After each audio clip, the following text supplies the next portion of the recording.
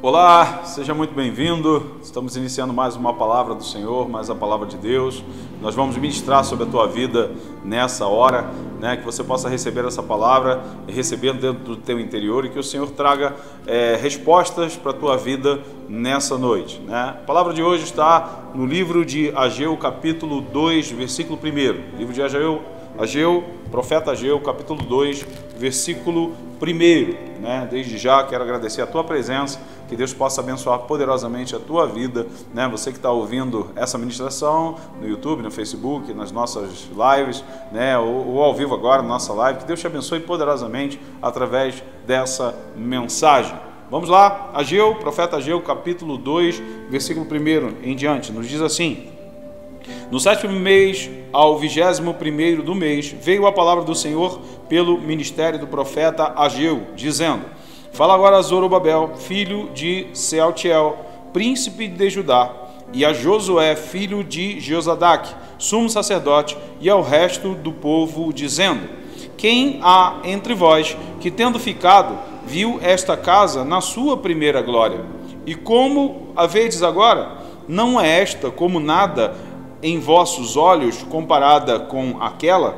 Ora, pois, esforça-te, Zorobabel, diz o Senhor, e esforça-te, Josué, filho de Josadaque, sumo sacerdote, e esforçai-vos todo o povo da terra, diz o Senhor, e trabalhai, porque eu sou convosco, diz o Senhor dos exércitos, e segundo a palavra que concertei convosco, quando saístes do Egito, e o meu espírito habitava no meio de vós, não temais, porque assim diz o Senhor dos exércitos, ainda uma vez, daqui a pouco, e farei tremer os céus e a terra, e o mar, e a terra seca, e farei tremer todas as nações, e virá o desejado de todas as nações, e encherei esta casa de glória, diz o Senhor dos exércitos, minha é a prata, e meu é o ouro, disse o Senhor dos exércitos. A glória desta última casa será maior do que a da primeira, diz o Senhor dos exércitos, e neste lugar darei a paz, diz o Senhor dos exércitos.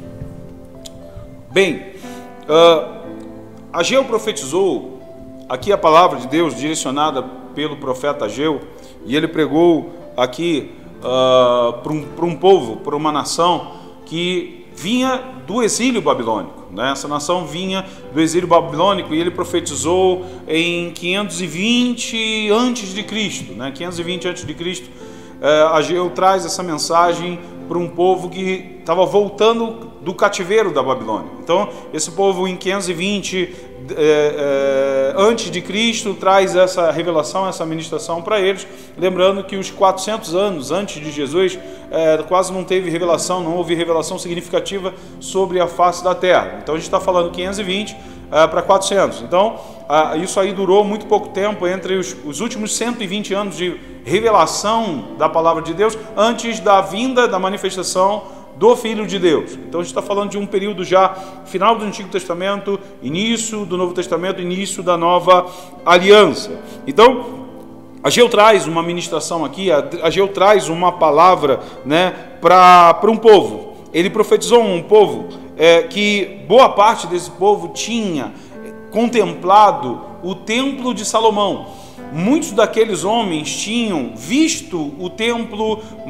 magnífico de Salomão, que Salomão havia criado, tá? E agora eles estavam voltando do exílio babilônico e deveriam construir um templo para eles, porque agora estavam retornando à sua terra, estavam retornando à sua origem, estavam retornando para Jerusalém, e a primeira coisa que eles deveriam fazer era construir um templo para adorar ao Senhor. Ele profetizou para esse povo, um povo que de alguma forma conhecia aquele templo e agora estava construindo um novo templo. Queremos lembrar só que o templo de Salomão ele foi destruído em 586 antes de Cristo por Nabucodonosor. Então imagina que 66 anos antes desse fato, dessa profecia de Ageu, 66 anos antes, o templo magnífico de Salomão havia sido destruído por Nabucodonosor. E eles agora voltam do exílio babilônico e começam a reconstruir um novo templo para o Senhor. Inicialmente, eles estavam preocupados apenas com suas casas, né? Você lê o capítulo 1 de Ageu, você vai ver que eles estavam preocupados em construir apenas suas casas, e Ageu chega profetizando para eles, dizendo que eles deveriam não se preocupar somente em estar em suas casas, mas se preocupar também em construir o templo para o Senhor, se preocupar com as coisas de Deus. E aí eles se voltam a construir esse templo ao Senhor. Bom, no coração deles havia muita decepção, porque aquele templo, aquele novo templo, era nada comparado ao magnífico templo de Salomão.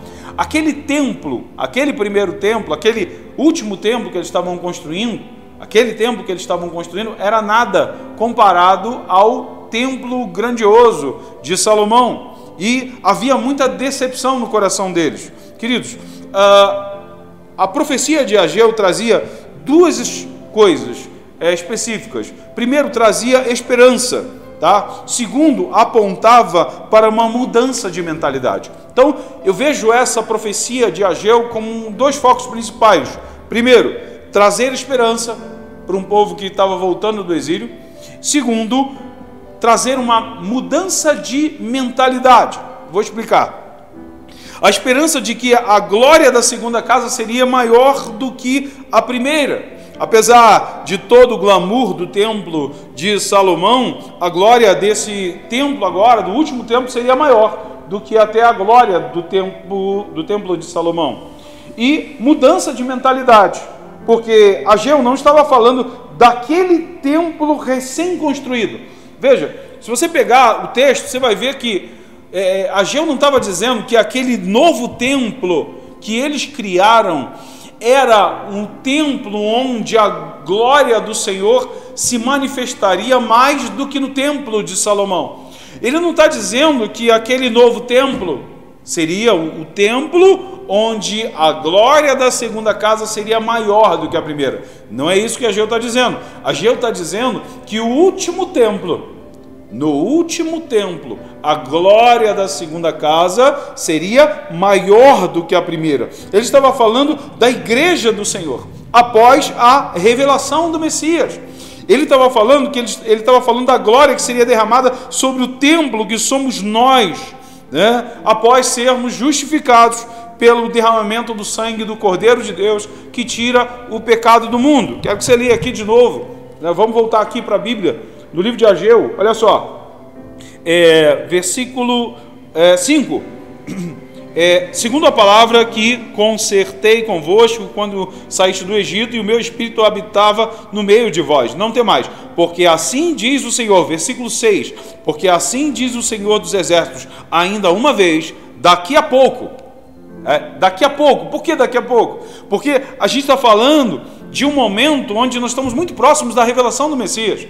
Lembra que isso aqui foi 520 a.C., e 400 anos não houve revelação. Então essa daqui é uma das últimas revelações na palavra de Deus falando a respeito da vinda de Jesus. Então, olha, daqui a pouco, e farei tremer os céus, e a terra, e o mar, e a terra seca, e farei tremer todas as nações, e virá o desejado de todas as nações. Quem é o desejado de todas as nações? Jesus. Jesus é o desejado de todas as nações. Então ele estava profetizando a respeito da vinda de Jesus, né? Daqui a pouco vai se manifestar o desejado, com D maiúsculo, de todas as nações, e encherei esta casa de glória, diz o Senhor dos exércitos. E aí ele fala, minha prata, meu ouro, e a glória dessa última casa será maior do que a da primeira. E aí eu queria atentar exatamente para a glória dessa última casa. O que Ageu está dizendo não é a respeito daquele templo novo que eles construíram. A glória da segunda casa viria sobre um último templo. E o último templo, na verdade, somos nós. Nós somos templo e habitação do Senhor. O Senhor não habita em templos feitos por mão de homens. Ele habita em nós. E a glória da segunda casa se manifestaria nesse último templo, que sou eu e que é você.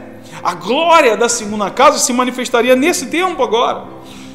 Ageu está profetizando sobre esse tempo que nós estamos vivendo agora, tá? Em João capítulo 2, versículo 19, Jesus expulsou os mercenários do templo porque estavam usando indevidamente. Por que Jesus entra no templo e destrói tudo? Porque eles não estavam usando o templo da forma que deveria ser, como casa de oração, como lugar de busca da presença dele. Estavam negociando, estavam ali fazendo negócios naquele lugar, e Jesus expulsa os mercenários ali e disse, né? E aí ele é questionado por várias coisas, e aí ele diz que destruiria aquele templo e reconstruiria em 3 dias. Isso é tremendo. Jesus fala assim, olha, eu destruo esse templo e reconstruo em 3 dias. Que templo ele estava falando? As pessoas que estavam ali olharam e usaram isso como uma grande heresia. Como? Levou anos para se construir esse templo e você vai destruir, construir, reconstruir em 3 dias? O templo que Jesus estava falando, ele estava falando a respeito do templo que era ele estava falando a respeito do corpo dele. Jesus estava falando a respeito do seu próprio corpo, da sua morte, da sua ressurreição, que inauguraria a segunda casa, porque a partir da sua morte e ressurreição, aí inauguraria um novo templo, esse templo que sou eu e você, que somos nós, a glória da segunda casa, templo. Nós somos o templo do Senhor. Em Atos capítulo 7, versículo 48, lemos que o Altíssimo não habita em templos feitos por mãos de homens.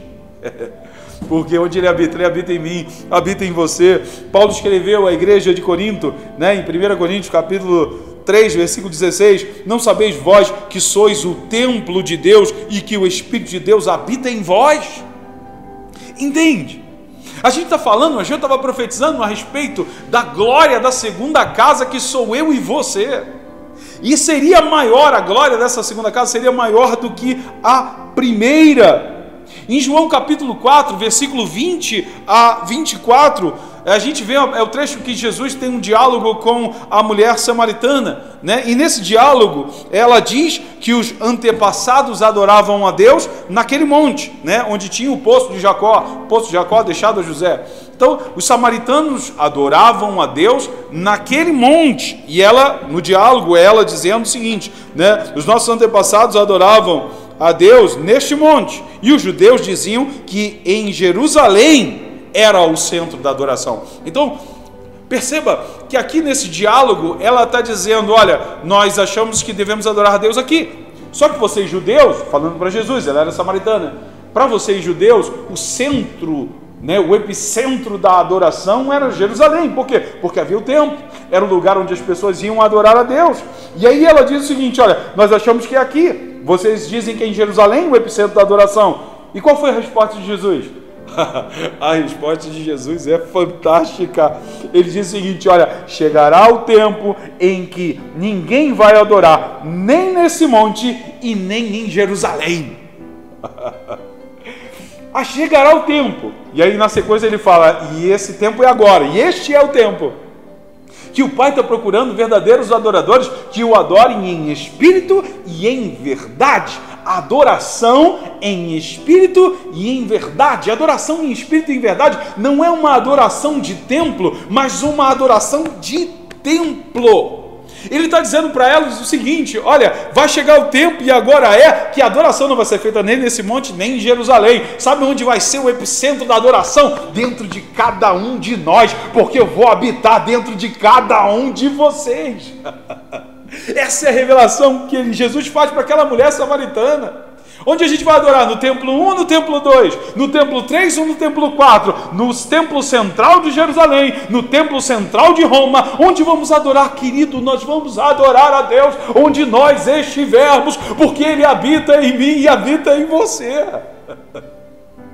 E as pessoas às vezes ficam preocupadas com o templo, mas eu vou chegar lá. A resposta de Jesus qual foi? Né? Que Ele está procurando verdadeiros adoradores que o adorem no templo? Não, Ele está procurando verdadeiros adoradores que o adorem em espírito e em verdade. Queridos, em 70 depois de Cristo, o templo de Jerusalém foi completamente destruído e a igreja primitiva cresceu nas casas debaixo de perseguição, mas a glória dela ninguém sufocou. A glória daquela igreja sem templo, ninguém sufocou.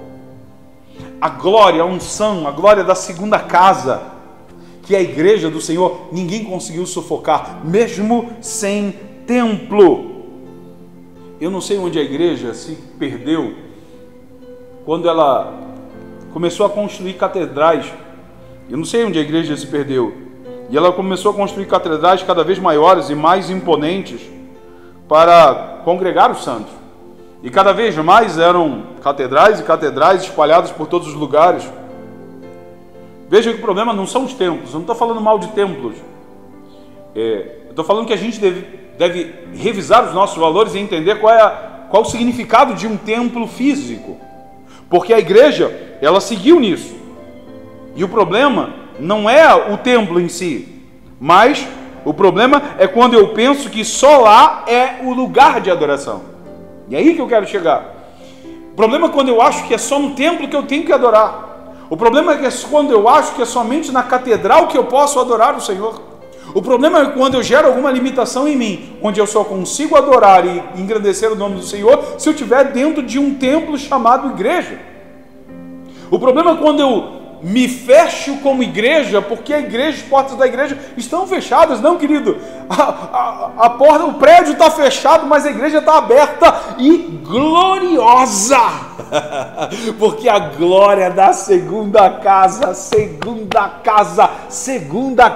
é maior do que a primeira, é maior do que o templo de Salomão. Essa é a glória que nós estamos falando hoje, é dessa glória que eu quero falar hoje.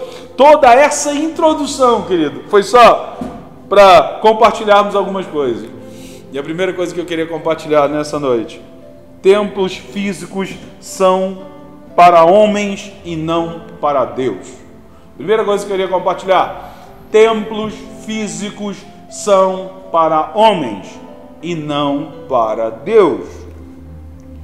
Aquela geração de Ageu viu o templo de Salomão.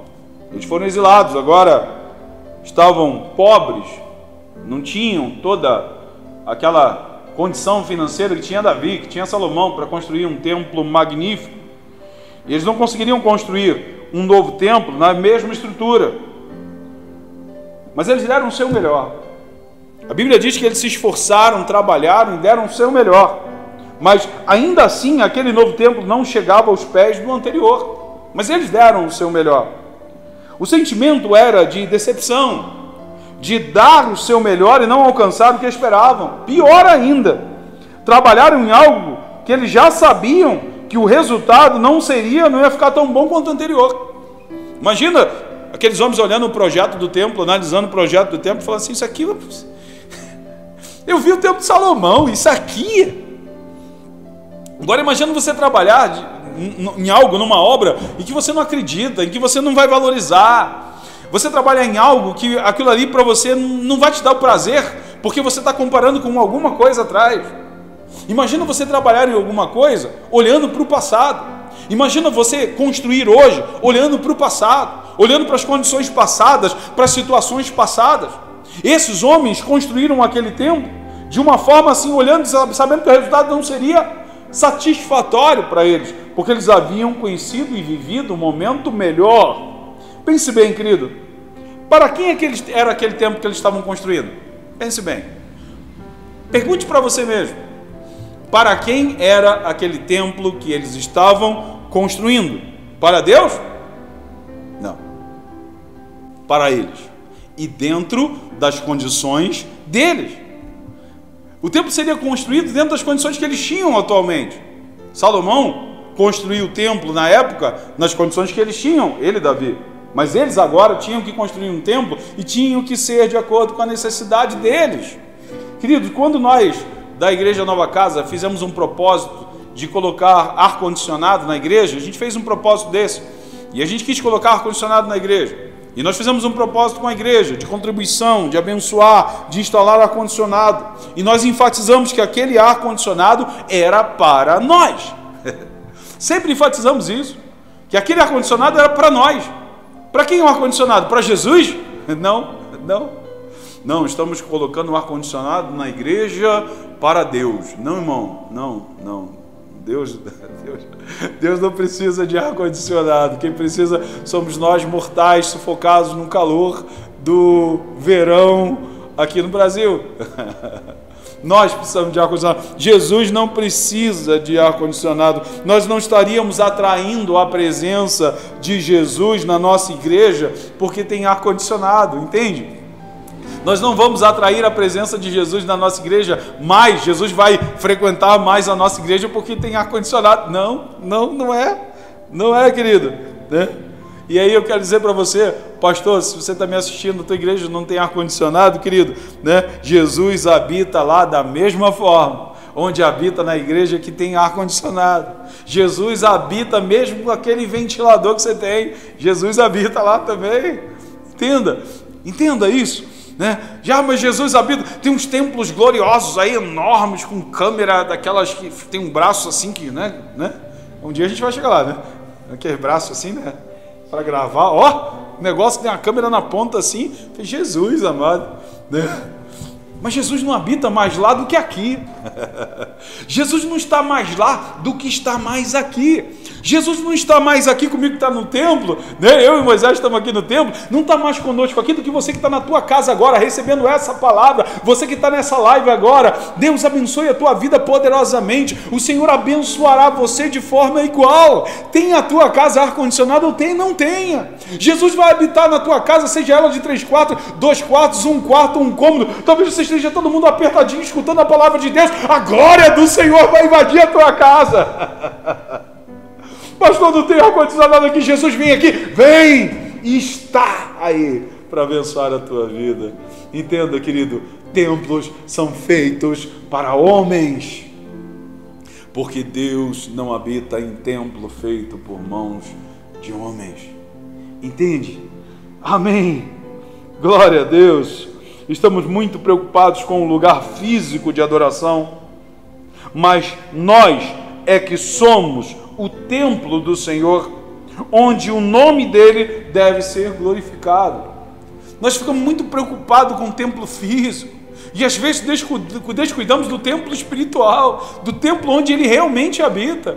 Onde eu tenho que estar preocupado? Tenho que estar preocupado aqui, Pastor, então não precisamos nos preocupar com o templo? Não, precisamos nos preocupar sim, porque faz parte do projeto de Deus, igreja aberta para receber as pessoas e para que elas venham se converter. Agora, se não tem, querido, a adoração ao Senhor não vai parar. Se o prédio está fechado, a adoração do Senhor continua, porque Ele habita em mim e em você através do seu Espírito. Amém. O que eu estou querendo dizer, querido? Que aquele povo que estava decepcionado com o tempo que eles tinham construído, porque lembravam do passado, de verdade, o profeta Ageu chegou para ele e falou: ei, desperta! Não é esse templo que vai fazer diferença, não é este lugar que vai fazer diferença, não é onde você mora que faz diferença. A diferença é quando esse templo está aberto para a glória de Deus. Se você está cheio do Espírito Santo de Deus, Deus vai fazer algo novo na tua vida, vai trazer unção, vai trazer a presença dele aí na tua casa, onde você está, no teu carro, sei lá onde você está assistindo essa gravação. Que Deus traga sobre a tua vida uma unção poderosa, porque você é templo dele. Aleluia, glória a Deus, glória a Deus. Saudade de ouvir um glória a Deus, né? Glória a Deus. Aleluia, amém. Aí, ó, glória a Deus. Segunda coisa que eu queria compartilhar: em tempos de mudança, reveja seus valores. Em tempos de mudança, reveja seus valores. O que o Senhor quis transmitir a eles através do profeta Ageu é que parassem de lamentar por aquele simples tempo, que olhassem para a promessa. O que Jesus queria transmitir, que Deus queria transmitir através do profeta Ageu, é que todos os templos anteriores eram figuras de uma nova aliança, onde o templo seríamos nós, para a habitação do Espírito Santo. Então, o templo de Salomão, o templo que eles tinham acabado de construir, todos os outros, até o templo móvel que existia, aquele templo que era construído, eles montavam e desmontavam durante o deserto, eles montavam e desmontavam. Todos esses templos construídos eram figura daquilo que aconteceria na nova aliança. E não eram para eles se preocupar, estavam preocupados demais com uma coisa que Deus não estava preocupado. As pessoas às vezes estão preocupadas com muitas coisas, querido, que Deus não está preocupado. Entende? E a profecia de Ageu para eles é para que eles tomassem esse conhecimento, dizendo o seguinte, querido: a glória dessa casa seria maior do que a glória dos templos anteriores. E eram para eles se preocuparem com isso. Inclusive, uma glória maior do que foi derramada no templo de Salomão. Quando a glória entrou Salomão começou a adorar a Deus, a Bíblia diz que a glória encheu a casa, mas que as pessoas foram tomadas pelo poder de Deus. E a promessa na profecia de Ageu é que a glória que seria derramada sobre nossas vidas como igreja do Senhor é muito maior do que essa glória que foi derramada nesse templo de Salomão. Entende isso? Toda mudança deve gerar uma revisão de valores, daquilo que importa para mim. Toda mudança, encare toda mudança como uma oportunidade de rever valores, de você se analisar e falar assim: ei, peraí, mas por que eu estou me preocupando com isso? Por que isso é tão importante para mim? Por que essas coisas me afetam tanto? E por que eu me abato tanto por coisas que talvez não seja preocupação de Deus? Às vezes estamos preocupados com muitas coisas, em servir a Deus de uma forma, e de repente não é a forma que Jesus espera de nós. Sabe como eu vejo todas essas coisas acontecendo? Eu vejo Jesus destruindo o templo de novo. O tempo que estamos vivendo é um tempo onde Deus está destruindo o templo de novo. Porque o povo começou a voltar a construir catedrais. Até as igrejas evangélicas estão construindo catedrais. Parece que um está concorrendo com o outro. Parece que um quer ter uma igreja maior que a outra. E o tempo que nós estamos vivendo, eu vejo que Deus está dizendo assim: olha, vou destruir, vamos dar uma parada com esse negócio. Vamos parar de palhaçada. Desculpa o termo. Mas de se preocupar em ter templos luxuosos e parar de se preocupar com esse templo que deve ser cuidado. Esse templo precisa ser cuidado com santidade, com adoração, com busca, com intimidade com o Senhor. As pessoas estão preocupadas em cuidar das coisas físicas, estão deixando de se preocupar com si mesmo, e é em nós que Ele habita. Eu vejo esse tempo, onde o Senhor está mudando também os templos. Temos nos abatido por tantas perdas, mas o que é importante para nós de verdade? Pergunta para você mesmo, pergunta para quem está do teu lado: o que é importante de verdade para você? Às vezes a gente se abate com tanta coisa. É tempo de revisão, é tempo de revisar os nossos valores, é tempo de reorganizar os nossos valores, é tempo de se reorganizar, entender qual é o propósito de Deus em tudo isso. Qual é o propósito de Deus em tudo isso? Né? Eu já estou me preparando, porque segunda-feira começam aulas para o meu filho, aula remota, né? Aula via meeting. E como é que é isso, querido? Antigamente você pegava o teu filho, jogava na escola e eles que dão instrução. Agora você vai ter que acompanhar em casa. Como é que é isso? Ah, pastor, é desesperador. As pessoas estão valorizando muito os médicos. Agora vai começar o tempo de valorizar os professores. Todo mundo valorizava os médicos, estão na linha de frente. Agora começaram as aulas dessa forma, todo mundo vai começar a valorizar o professor agora. Não, os professores são demais, agora eles deviam ganhar mais. De verdade, eu concordo plenamente com isso. Ih, pastor, que um caos agora, porque agora eu vou ter que... Como é que vai ser isso? Como é que vai ser, querida, a oportunidade de você estar junto do teu filho, da tua família, a oportunidade de você participar da educação dele? Sabe quanto tempo isso vai durar? Não sei, querido, mas aproveite cada segundo. Pastor, isso para mim é uma tormenta. Não é uma tormenta. Às vezes nós começamos a olhar as coisas como problema. Tudo é problema. Tudo que nos tira da zona de conforto é problema. Tudo que nos tira do nosso automático é problema. Não, querido. Às vezes o problema é o nosso automático. O problema é a gente estar vivendo uma vida no automático e vai daquele jeito, e só aquele jeito é certo. Não, querido, existe uma forma certa, e a forma certa é a forma de Deus. É hora de revisar esses valores, é hora de entender qual é o propósito real do Senhor em tudo isso. Para terminar, eu queria enfatizar duas mensagens que Ageu trouxe para aquele povo, e elas servem para nós hoje. Primeira coisa, que Ageu pediu para que eles estivessem atentos. Primeira coisa, se esforçassem e trabalhassem na certeza de que Deus estava com eles.